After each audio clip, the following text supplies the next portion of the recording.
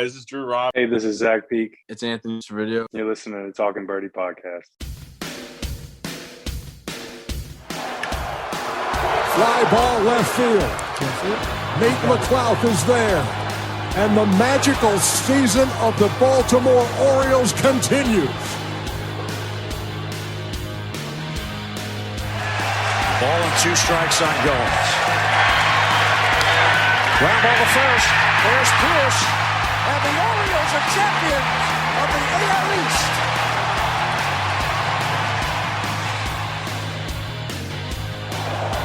And everybody knows he's ready to fire on the first one. Bases loaded. Young swings, line drive. And he's down and to the wall. Cruz is in. Pierce is in. Party around third. He's going to try to score. And safe. The Orioles have the lead. With the first selection of the 2019 MLB Draft, the Baltimore Orioles select Adley Rutschman, a catcher from Oregon State University.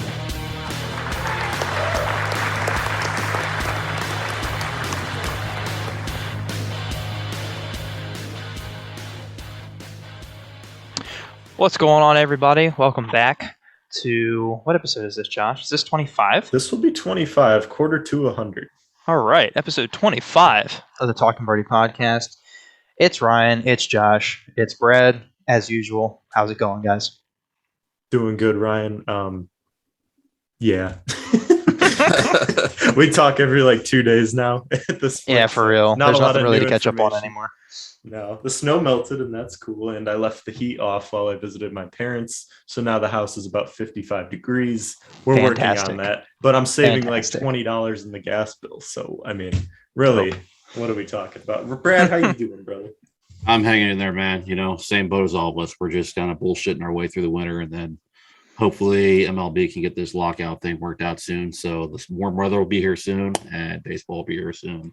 And, Yes, sir. You know, we won't have this bullshit chit chat to go through, but Yeah. softball season does start for me on Friday in Myrtle Beach. So looking forward to that one. Well, Brad, I Sweet. value our bullshit talking. So, Back at you, buddy. So there's not much else to talk about, so let's just get right into it. We had Shorebirds infielder Anthony Servideo join us this past week, and he was another great interview. These guys have been all awesome to talk to. So without further ado, no more BS. Here's our interview with Shorebirds infielder Anthony Servideo. And joining us live now via Zoom, drafted by the Orioles in the third round of the 2020 draft out of Ole Miss, Shorebirds infielder Anthony Servideo. Anthony, how are you doing today? Thank you so much for being here, man. Yeah, thanks for having me. I'm doing well. You know, all is good. Good, man. Good. So obviously your season was cut pretty short due to a season-ending surgery last year. I'm not going to ask you that generic "how did that feel" nonsense, because obviously it fucking sucks. Right. But how are you feeling now? Are you good to go? You ready to roll? Yeah. No, I'm ready. I'm 100% healthy. So it's just waiting for the call to head over to Sarasota and then, you know, get the ball rolling. Good. That's good to hear, man. What was your injury exactly? So I had a hernia in my groin on my right leg, and then we ended up doing surgery on both legs. So that won't be an issue any longer. Good. Cool. Very good. Yeah.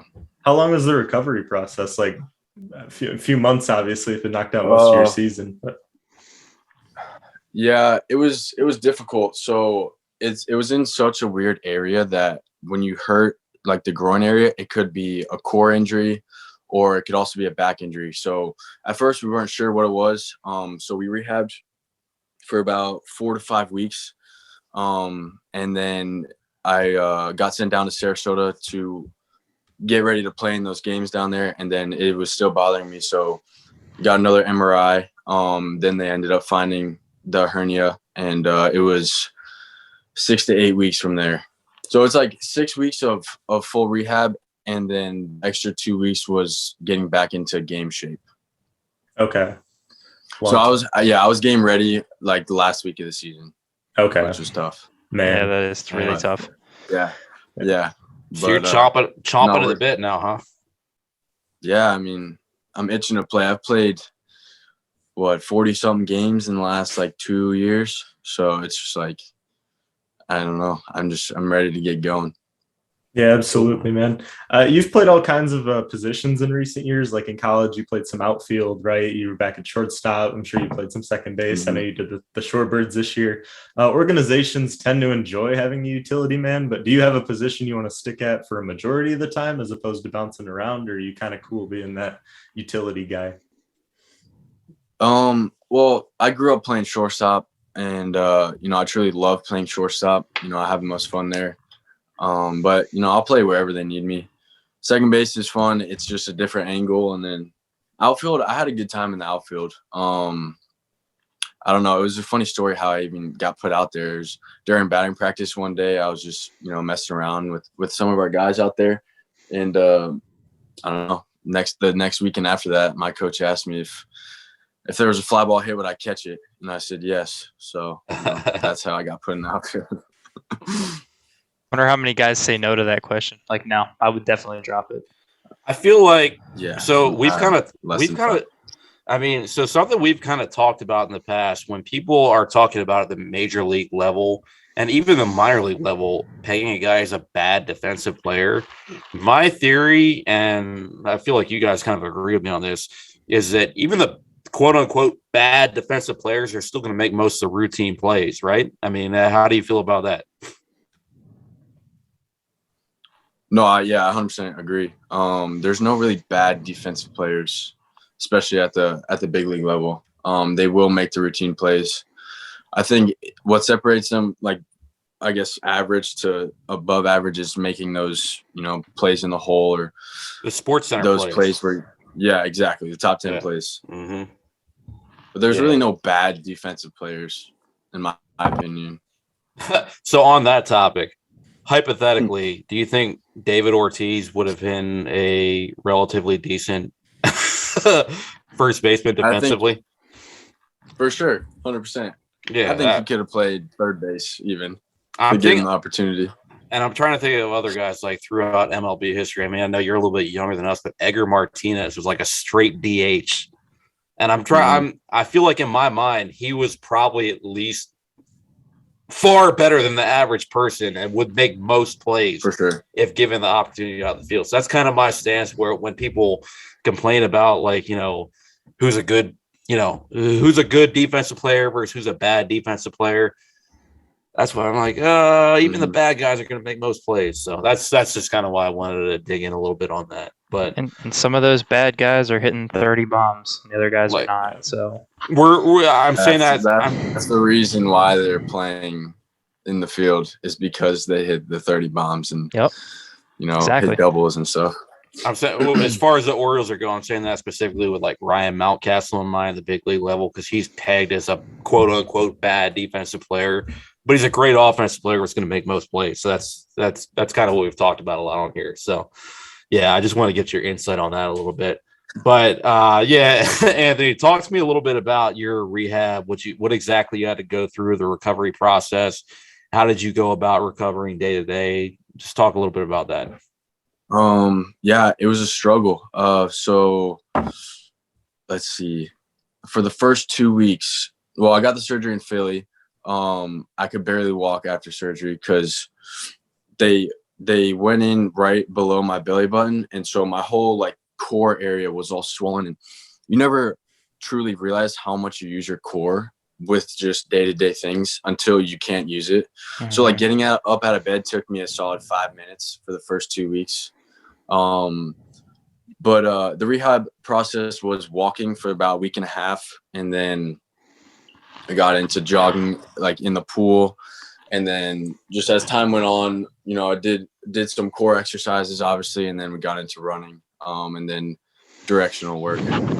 But at the beginning of rehab, it sucked. It was hard for sure. I mean, just like any other surgery that you're gonna get. Yeah, no, that's completely understandable. Jeez. Yeah, that's intense, man. Was the worst. Say if you've ever done like a killer core workout, like just that next day soreness, I imagine yours was probably 10 times worse than that. Yeah. for sure. Anybody who's met me in person will know that I have never done a core workout. So, Ryan's insinuating that he's a big guy. I am. Me and airplane seats don't get along. So Anthony, at one point during your season last year, you drew a walk in 15 straight games and with 25 total during that time. Do you feel that your plate discipline is ahead of where most players are at your level? And has that always been a part of your game, or did a specific coach somewhere along the line kind of coach that into you? No, I think I've always had that. That's part of my game, getting on base, stealing bases, and letting the guys behind me drive me in. But just over time, I've been able to develop a good eye and select pitches that I want to swing at and ones that I don't. And the Orioles do a really good job of teaching, get your best swing off on certain pitches, and so that has helped enhance my eye for sure. But no, I mean, that was a crazy run. That's never happened to me in my life. Like getting walked that many times, back-to-back games. At one point, my teammates were like getting upset with me because I would get to like an 0-2 count and then just 4 straight balls, and they were just very upset about it. There's another of this podcast called The Verge, and they were like, we had like Servideo watch every time you guys were playing, and they would tweet every time you had a walk, and I would always be looking every night, be like, did he get on base? Did he get on? Yeah. And then when it finally ended, I was upset. Man, 15 straight games though. That is impressive. I gotta tell you though, man, Mike Elias, that's something he looks for though. So keep it up, brother. I'll try. Billy Beam would have loved you, man. Mm-hmm, absolutely. Is there a certain stat at the end of the year? Like Ryan alluded to, like your Ks versus walk ratio and everything like that. But is there like a stat you look at the end of the year that is like gives you a good complete grade of your season? For me personally, not really. Not yet, at least, just because I haven't had that long of a season to where I can, look at the stats and see what I need improvement on and all that kind of stuff. But just on base in general is pretty important for us, and slugging too. So as long as I keep those numbers as high as possible, I think we'll be all right. So on base and slugging, OPS. That's I mean that's the thing you look for. Do you set a goal OPS wise? Yeah, for sure. As org wide, we do. It is above 850, I believe. Above 850 is a really good OPS. Yeah, for sure. Yeah, that's a decently high bar. Yeah, it really is. No, yeah, for sure. But that's the way we're going. That's the new thing for us, and they do a good job of teaching us that, and making sure that we don't forget about it and just compete in every way to achieve that number. Yeah, because I noticed last year you had a bit of a small sample size. You had 61 at bats or so. Hadn't found the power stroke yet, but you still end up with an 800 OPS. So you're still in the you're still in the ballpark as long as you get the power stroke going a little bit. For sure, pretty much right there. Yeah, so. I mean, I started off slower than I had liked, but that last 2 weeks before I got hurt, I thought I was starting to turn things around, and then obviously things stopped completely. But no, I felt good where I was at. I was seeing the ball well. I was just missing some pitches that I shouldn't be missing. Yeah, for sure. I mean, it happens. It is what it is. But yeah, that is baseball. When you end up at 800, though, that could be a hell of a lot worse than that, Yeah, absolutely. Yep. So is that 850 number like what they expect is like a progression type thing, or is that like what they have is like you should meet this, and like if not, you're not doing something right or something like that? Well, yeah, that kind of sounds a little bit harsh, but that's just kind of what they want us to try to reach. And if we don't reach it, then they're not like, you suck, figure it out. But they're like, they want us to get around there, because if we stay on that number, then obviously we're doing something right. And we'll probably be winning a lot of ball games. So that's just kind of what they want us to shoot for. Yeah, for sure. So, Anthony, you were pegged as a stolen base guy coming out of college, correct? Mm-hmm. Yep. So is that something you take a lot of pride in? For sure. coaches over the years have told me I can hit a double easily, even just hitting a single. I get on base first and steal. But I've been fast my whole life, so I try to use that to my advantage as much as possible. But no, I truly enjoy stealing bases. I don't enjoy getting the strawberries on my knees and hips, but worth it if we're gonna score runs and win games. Yeah. I hear you. I haven't played at your level, but I'm familiar with what you're talking about because I played travel ball and all that stuff coming up. And I took a lot of pride in stolen bases myself. So I feel like I'm living vicariously through you. Yeah. At the pro level at least. So I'll keep that in mind every time I steal. Absolutely, man. Yeah, I always told myself, keep the eye on that back foot for a right-handed pitcher, right? If they step off, you got to go back. But once they pick that front foot up, you're off, right? Is that the key thing you're keeping an eye on? For me, so it's been difficult for me to just focus in on one thing when looking at the pitcher. I kind of just do it based off reaction. So like when I see any part of the pitcher move, that's when I'll decide whether to steal or obviously to go back to first. Yeah, absolutely. So do you set any goals as far as stolen base percentage or total number of steals or anything like that before the season starts? So I hadn't really discussed it a ton in pro ball here, but in college, yes, we wanted to stay above the 80% mark. Right. And but we wanted to be as close to 80% as we could. So like if we were stealing at like a 95% clip, then we weren't stealing enough. Because Oh, okay. You know what I'm trying to say? I was gonna say that sounded kind of weird, but now that you talk about it that way, playing it too safe. Yeah, exactly. And that's I kind of carried that over. With me, it's just be aggressive. And I just overall, I love stealing. I think especially at the pro level, the game has kind of veered from that. That was my next question. You don't see people steal a ton anymore, and it's just like I don't know. That's part of my game. That's what's gonna help me, climb the ladder. I think so. I dude, have to keep that up. When I was coming through like high school, playing travel ball and all that, my idols were like Jose Reyes, putting up big time steal numbers like that. So back in the mid to late 2000s, Corey Patterson was a player on the Orioles who, didn't necessarily put up the great numbers, but he would put up dominant steal numbers. I think he might have set the franchise record for consecutive series with a stolen base or something like that. So, yeah, that's something I'm a big fan of. That's something I want to see that's brought back to the game. Why do you think it's went away? Because the game is headed in the direction of analytics, and they enjoy home runs and doubles and all this stuff like that, in my opinion. So they're thinking, which isn't a bad thing, which is not a bad thing at all. I'm not saying that it is. I'm just saying I think people enjoy teaching and watching home runs over stealing. Yeah, no, that makes sense. Dude, my mind is actually absolutely blown right now. You're talking about if you're over 80%, you need to keep stealing until you get lower. That was the Ole Miss philosophy. That's kind of fucking cool, dude. Like I'm kind of tripping over that right now. It sounds your percentage is too high. You're not running enough. I mean, it makes sense. Yeah, it totally does. So yeah, I never really said that out loud, but now I did, it kind of sounds funny. It does, but once you explained it, though, it makes total sense. Yeah, I get where you're coming from, man.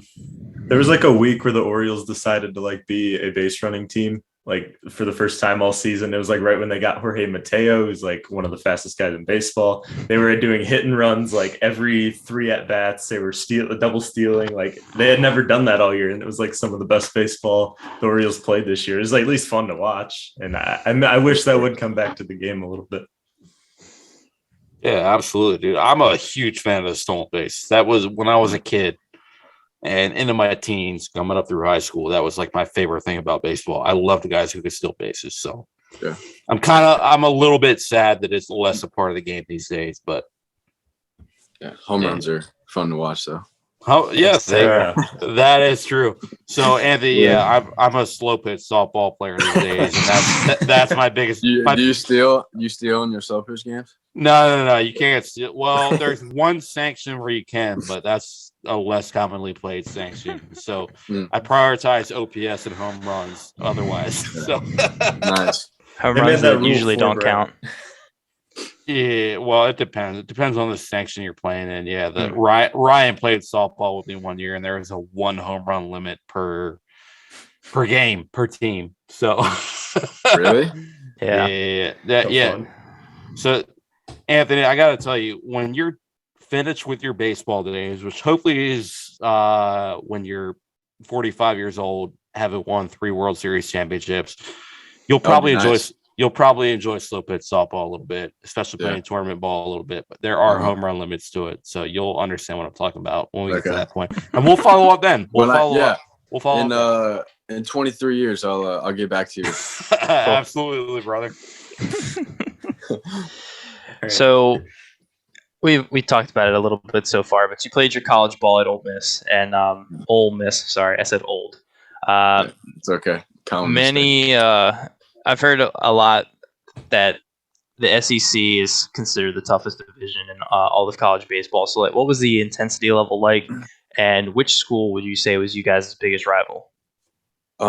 Intensity level was pretty high, and especially in the SEC, we faced top MLB prospects, each weekend. Our rival would obviously, I'm going to say Mississippi State. While I was there, we did not play so hot against them though. My career there, but we always had good series against Arkansas. Arkansas was really good. They had guys who threw really hard every single night, and especially out of the pen. But yeah, I mean, just the arms from the SEC is different stuff, man. It's hard to explain, but guys are good. You bring up Arkansas. It leads to the last part of my question is how much have you played against a guy who could very well be your teammate at some point this year, Heston Kjerstad? I played against him, quite a bit. We played all 3 years against each other, at least one series, and then my sophomore year we went to a super regional in Arkansas. We played them like 7 times that year. Jeez. So, yeah, it was. Sorry. Have you guys been in touch with each other since you've been with the organization, or this is just with Heston? Yeah. Yeah, we stay in touch here and there. We spent a lot of time together when I was rehabbing, and obviously he was getting back into the swing of things. But I kind of knew him a little bit before we got to the org. So him and as well as Jordan Westberg played against each other quite a bit too. So Mississippi State legend. Yeah, absolutely. That's for sure. Mississippi State just beat me in college basketball tonight in one of my bets. So, I'm a little salty about that. It's tough. It is what it is, man. You played 2 summers of college ball, in the summers. Hold on. You played a sophomore year in Cape Cod League for the Baltimore Redbirds in the Cal Ripken Collegiate League after your freshman season. You played very well there. How cool that the Orioles won't be the first Baltimore team you play for. But what's your game plan for these kind of leagues? Are guys trying out new things or just playing your guts out every time with the skills you honed during the college season? It's a little bit of both. I guess it depends where you're playing. We played a long season in college, and then we roll right into the summer. And summer ball it's no joke. It's just like the minor leagues. You play every single day. You have maybe one off day a week. It's a grind, and I guess it just depends. Like I said earlier, where you're playing. Like the Cape, everybody was good, obviously. So you're trying to play well. In that Baltimore league, I had a lot of fun there. I did play well, but I had good teammates, and I had a nice host family, so it made the summer super fun. Very cool. Yeah, a lot of scouts and organizations put a lot of emphasis, especially on the guys that play in the Cape, like that. They'll even emphasize that over college season sometimes. For sure. I mean, it's the best summer league, obviously. there's a lot of good players, a lot of top prospects. You know, you're getting a Friday night in the SEC every single arm. So, Yeah. you know. For sure. So, Anthony, I had mentioned when I was coming up, you know, through travel ball and all that, that I loved stolen bases. Jose Reyes is one of my idols. Who were some of the players that you idolized when you were coming up? Well, one, I would say Dustin Pedroia. I grew up a Red Sox fan. My dad's from Boston. Jacoby Ellsbury was another. But as I got older, I really love watching Brandon Crawford. You know, I love the way he plays. I think he's a very underrated shortstop. And I think part of it is because he plays, you know, on the West Coast, so people don't really get to watch him play a ton. But yeah, that's probably my favorite player to watch currently. I love hearing that, man. I was a big Ellsbury guy growing up too. Yeah, I agree with you. B-Crawl, one of the most underrated guys. He had such a renaissance here this year. It was like wild to watch. He put up one of the best shortstop seasons across the league this year, and he's like 35, I think. Yeah, this was how many years has he been in the league? I think he was a rookie in 2009 or something like that. That's crazy. Came up with Posey. I mean, he's been here for a while, and so he's just not talked about enough, in my opinion. And you're talking interesting guy too. You're talking about Dustin Pedroia, and I remember like coming up through my 20s thinking, "Oh, Pedroia is such a douche," but I have a lot of respect for the game, though, man. Pedroia was a lot of fun to watch. He was a lot of fun to watch. He whooped our ass as an Orioles fan many times over the years, but he was a lot of fun to watch. So I don't know. He just played hard all the time. Absolutely, dude. Smaller guy. He hit the ball pretty far for being small. Yeah. You see that video of Pedroia talking about Ortiz? I think it was like some like stand-up thing he was at. I don't know what it was exactly, but he was saying Ortiz didn't know his name for like the first like 10 years of his career. 10 years? 10 years? Yeah, he's like, I played like 1,500 games with this guy. He didn't know my first name. No fucking way, dude. I don't believe that. I believe he said that. I don't believe that's true, though. There's no way he didn't see his name on the Jumbotron or anything. Poppy doesn't care. He may have seen it, but he doesn't care. Yeah, I was actually doesn't care enough to remember. Yeah. I was actually at the Orioles Red Sox game in Baltimore back in 2013 or so when David Ortiz got called out on strikes and he flipped the fuck out because the strike he had a 3-0 count on him that at bat, and the strike one call was high, and then he ended up striking out 2 pitches later. And he went back and smashed the dugout phone, and Dustin Pedroia got into it with him because fucking dugout pieces were like flying out and shit like that. Yeah. So that's what that makes me think of right now. So that's the best part about that was years and years later when he retired, and like they had a ceremony for him in Baltimore, and they gave him the smashed up phone. Yeah, right. Yeah, that was hilarious. Oh, incredible catch by the intern to be like, we should probably save that. Yeah, for real. Yeah. So Anthony, you had some sick blonde hair in your Ole Miss photo. Are you familiar? I know you're a couple levels lower than Kyle Stowers is. Are you familiar with Kyle Stowers at all? Yes, I am familiar. Do you think you rock the blonde locks better than Kyle Stowers does? No chance. His hair is beautiful. That's California. That's California hair right there, and he wears it well. My hair did not look good. It was yellow, and it fell out of my head every single day. And it was, man, I don't know. See, the thing was like the shortstops before me all had short hair, you know, and they dyed either the tips or they already had blonde hair. Right. And leading up to it, I had no idea what I wanted to do. I grew out my hair after my sophomore year. And at one point I just said, you know, screw it. Let's just do the whole thing. And that's what we did. I had to go back like 3 times because it was orange at first.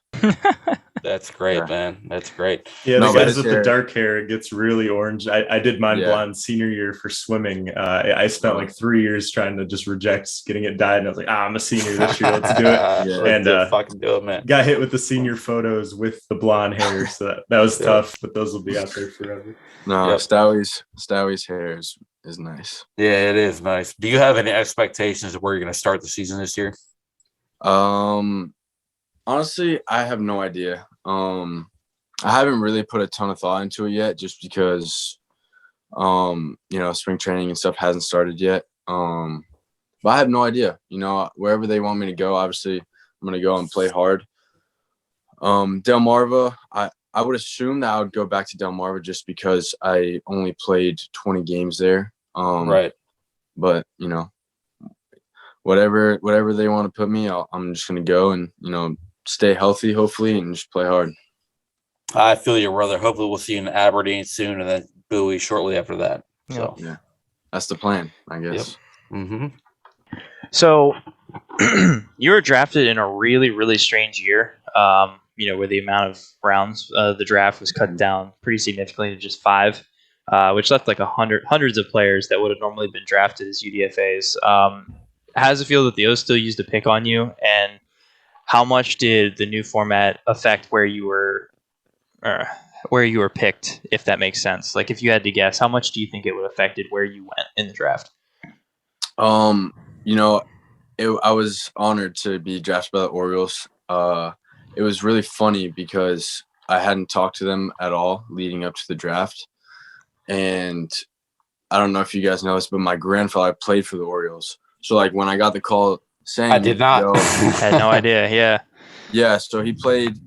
He was Rookie of the Year in '65 and won the World Series in '66. That's awesome. Yeah, and on my mom's side, and when I told my mom that, she just burst right into tears, and it's kind of funny how, I'm playing for the Orioles currently. But what was your grandfather's name? Kurt Bleffrey. Kurt Bleffrey. That's not a name I know, but I'm going to be looking that up for sure. Won the World Series in '66. Okay. Yeah, Rookie of the Year in '65. That's amazing. He was the Rookie of the Year in '66. 65. 65. Wow. Mm-hmm. Yeah. That's all. That's pretty sick, bro. Yeah. So I got something to live up to. But I don't think that the 5-round draft really affected where I was going to go. But, anything happens in the draft, you have no idea where you're going to go unless you're, a top 5 pick. Yeah. But no, it's just crazy how the whole thing went down, and everything happened so fast. I didn't really have time to process it until the next day. But no, it was crazy. It was a wild experience. It's funny. Drew Rahm said the same thing. He also said that he had no indication from the team that they were going to be taking him. So, wild. Yeah, I'm wondering if that's sort of like a later rounds strategy that they employ to try to pluck guys from that they know other teams might be looking at. I don't know. It seems pretty odd. Yeah, but you say later round, Anthony. You went in what, like the 3rd round? Mm-hmm. Yeah. I'm not specifically saying for Anthony, but still, I'm talking outside of round 1. Most of the guys in round 1 know pretty much where they're going to go. Oh, 100%. Maybe even just a top 5 though. After that, they might not know. Yeah. To kind of expand on what Ryan's question was about, let's talk about before you got drafted. After losing the first game of 2020 against Louisville, you guys went on to win 16 straight before the season got canceled. You were a huge part of that. You literally won Collegiate Baseball National Player of the Week in February. Season gets canceled. What's going through your head? Were you worried about not being drafted, or even as far as thinking like the following season could get canceled as well? I mean, it was kind of a chaotic time for society in general, but I can't imagine like the uncertainties that kind of surround that. Yeah, it was a crazy time. At the time, I wasn't even thinking about the draft at all. We were at a away, like middle of the week series at ULM, and we were on the bus ride back, and we kind of were watching the TV, and they were talking about it, and we didn't really believe that it would actually happen. Like, how do you even like cancel a season? Obviously at that point, like, how does that even happen? That's where I was at too. Pretty unprecedented, yeah. Yeah, and then the next day we're getting ready for SEC weekend against LSU, and we have a team meeting on Thursday, which is very rare for us. We have meetings on Fridays. So we obviously knew something was up. And then they canceled the season and they sent us home like 2 weeks after that. And we had no idea what was going to happen. So I wasn't really focused on the draft. I was just focused on trying to stay, as game ready as I could, just because obviously wasn't playing games, wasn't even practicing like with the team. So it was more of just staying ready for anything to happen. Right. Hell yeah. So how did you focus on development during the lost COVID season?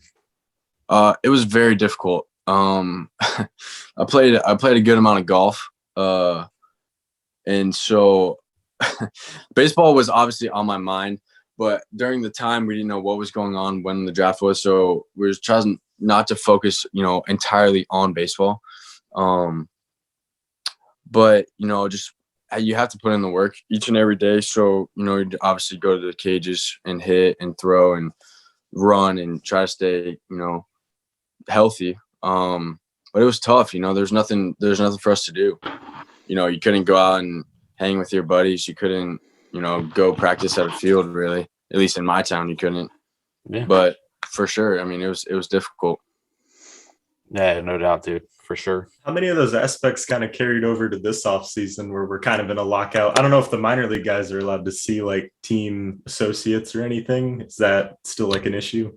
Yeah, we're not allowed to, unless actually I don't really know the rules behind it. But I mean, I wasn't allowed to see anyone over here. But they kind of told us to stay ready for, around this time. Middle to late February. So it wasn't too hard. That was a great conversation. Yeah. I enjoyed it. Thanks for joining us, Anthony. We No appreciate doubt. you being here, man. Thanks for giving us your time. We're really stoked to have you on. Yeah, for sure. Thanks for having me, guys. Appreciate it. Yeah, if you don't mind, No, would you like to plug any of your socials? Because we forgot to ask Drew Rom that, and we did catch Zach Peak for it, but Yeah. if you have any socials you want to plug. Instagram is Anthony_Servideo. Twitter is @Servideo Anthony. Y'all There you go. ahead. Follow him. awesome. Yeah. Follow him up, Give me a guys. follow. All right. Well, that about wraps it up. Thanks, everybody, for tuning in for another great prospect interview. And we hope you enjoyed it as much as we enjoyed doing it. And we'll see you guys next time. Thanks a lot.